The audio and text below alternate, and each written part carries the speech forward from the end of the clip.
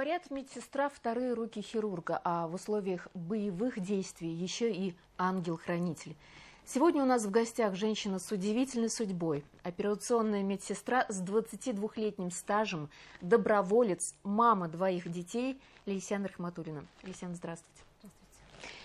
Вы подписали контракт с Министерством обороны в 2024 и в 2025 годах на 6 и 8 месяцев соответственно. Вот что стало той самой отправной точкой? Именно отправной точкой, наверное, это в самом начале, когда было объявление СВО, тогда уже что-то во мне так щелкнуло. Потом очень много анализировала, смотрела за ходом событий, что происходит. Потихонечку коллеги начали уезжать. Я, естественно, интересовалась. И потом я поняла, что именно мой опыт как операционной медицинской сестры там очень важен. И это на самом деле так и оказалось. Мы там нужны, операционные медицинские сестры, в особенности они востребованы. Ни о чем не пожалела. Ну, а как поддержали дома близкие? Самая такая реакция была, конечно, у мамы. Все боялись, потому что никто не знает, как на самом деле, в каких условиях мы оказываемся, вернемся ли. Естественно, все боялись, но я им всем объяснила. Объяснила, что нужно ехать, нужно работать. Нашим ребятам нужно помогать, там наши же ребята. В принципе, сначала была бурная реакция, потом все успокоились, приняли. Но так как мною было принято уже решение. Ну, я так понимаю, вы девушка волевая, и им пришлось смириться, но первая... Принять. Но первая командировка все равно наверняка была волнительной вам самой, когда не знаешь, что тебя ожидает. Да, здесь было очень... Когда идешь в неизвестность, знаешь только на слуху, кто-то что-то сказал, куда-то как-то идешь, не знаешь, как все это организовано. Тем более работа среди военных для меня была впервые. До этого я работала только на гражданке. Ну вот на гражданке почти 22 года стажа. Это немножечко другая специфика, а там условия экстремальные, условия боевых действий. Как справлялись, как быт налажен? Справлялись мы хорошо. Я очень благодарна, вот где бы я ни работала, у меня были командиры, очень хорошие люди. Они такие люди с большой буквы. Быт налажен был, мы и сами, каждый себе свой быт налаживаем, как нам нужно, удобно, чтобы максимально мы могли отдохнуть, когда нет работы. Пусть это будет 5 минут, полчаса или ночь, это по-разному бывает. Но, в принципе, что вот мне хочется сказать, именно работа среди военных, там есть дисциплина. Вот именно вот эта дисциплина, она и помогает. Ты встраиваешься в ряд быстро и быстро осваиваешься. Там адаптация идет очень быстро. Мобилизация внутренняя. Да, мобилизация, может быть, еще гормоны так работают. Быстро входишь в работу, в коллектив вливаешься, и тебя принимают очень хорошо. Отношения очень хорошие к медикам, к женщинам. Вообще там трепетное отношение, командиры настолько так защищают. Вот, это мне, да, понравилось. Ты себя ощущаешь защищенной. Но если говорить про быт, то здесь более-менее понятно, а вот рабочее пространство? Рабочее пространство, ну, на то мы там и специалисты, чтобы сами обустраивать, где-то улучшать, кто-то что-то вносит свое. Это как и на гражданке получается. Вот в гражданской работе каждый человек с багажом своим, с багажом опыта. Там то же самое. И мы коммуницируем, общаемся, разговариваем и считаем, вот так сделаем, вот правильно будет. Друг друга да, понимаете? Друг друга понимаем, поддерживаем и принимаем, слышим.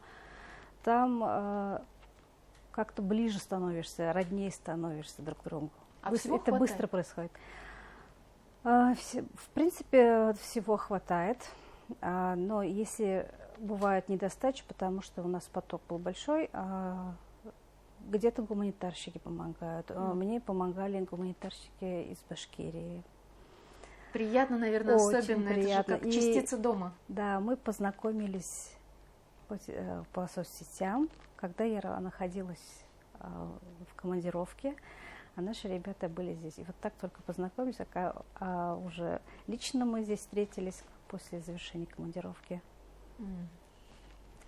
Ну, были наверняка, вот вы говорите, встречи с теми, кто привозит гуманитарную помощь, особые отношения устанавливаются с теми, кто бок о бок с вами служит. Были приятные моменты, но и экстремального тоже достаточно. Вот опыт, который вы приобрели здесь, на гражданке, как он пригодился там и к чему, возможно, вы были не готовы? Психологически, физически, профессионально. Юлия, скажу честно, вот не помню такого момента, к чему не была готова. Но нет такого момента.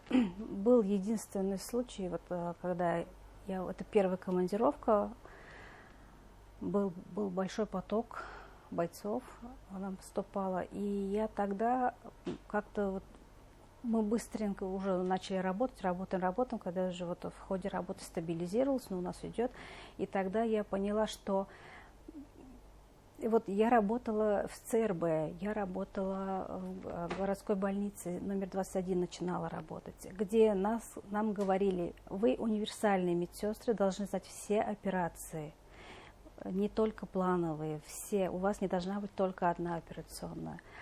А в ЦРБ мы учились работать тем, что у нас есть.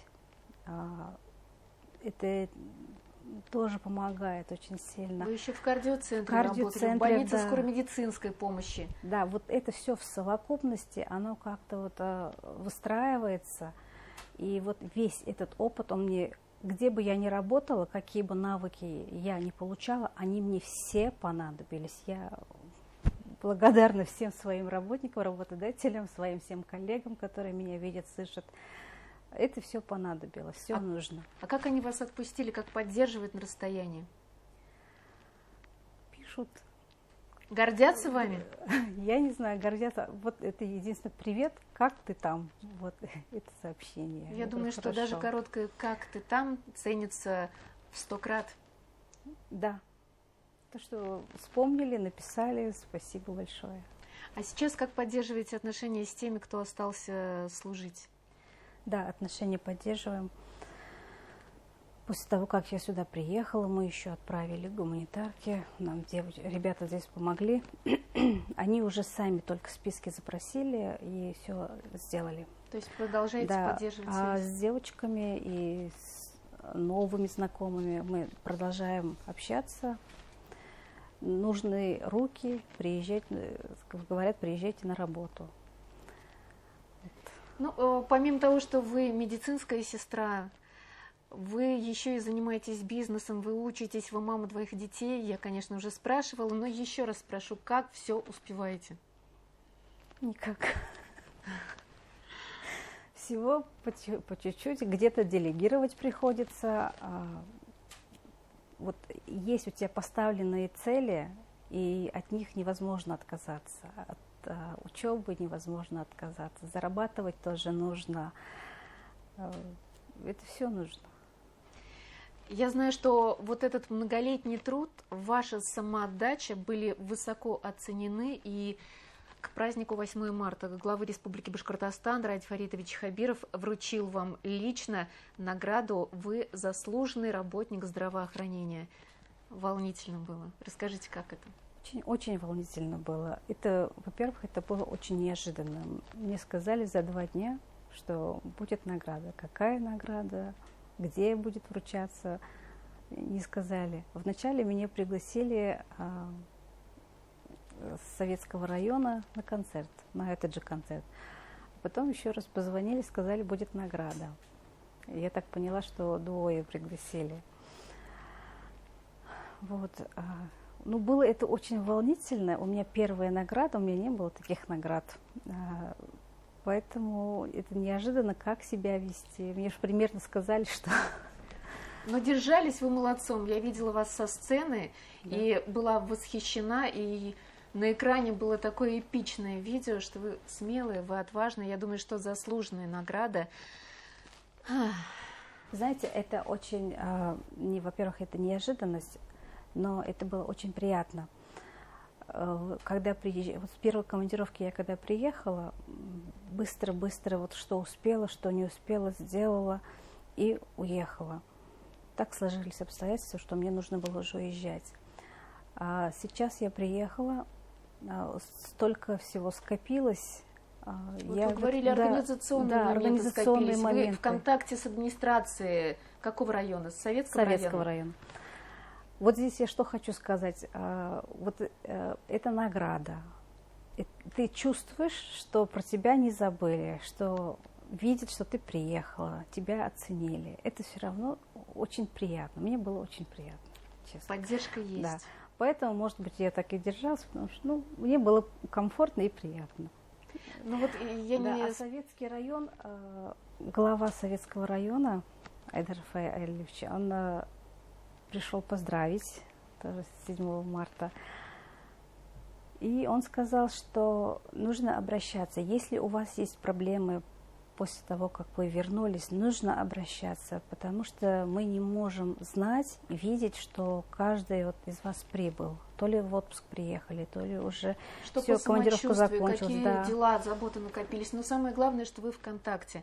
И это очень важно. И в завершение хочу, чтобы вы хоть что-то пожелали такого, как напутствие тем, кто сейчас, может быть, готов принять решение и отправиться в зону СВО служить. Да, после того, как возвращаешься, все равно хочется еще раз поехать. Поехать, работать. Когда я уезжала, было такое чувство, что незавершенной работы. Оно есть, оно живет в тебе. Кто хочет поехать или бояться не нужно. Естественно, риски есть. Каждый принимает решение сам за себя, но я лично не жалею. Если у меня будет возможность, я поеду. Со стороны государства поддержка будет. Вот просто нужно обращаться. Если у вас есть какие-то задачи невыполнимые здесь, в гражданской жизни, нужно просто просигналить, сказать, что мне нужна помощь такая или такая. Даже таким мужественным, как вы, иногда тоже может понадобиться помощь. Я благодарю вас за ваш труд, за мужество, низкий поклон вам за вашу работу и спасибо, что пришли. Спасибо. Напомню, что в гостях в студии была операционная медсестра, ветеран боевых действий, мама 2 детей, Лейсян Рахматуллина. С вами была Юлия Краснова. Крепкого здоровья и до встречи в эфире.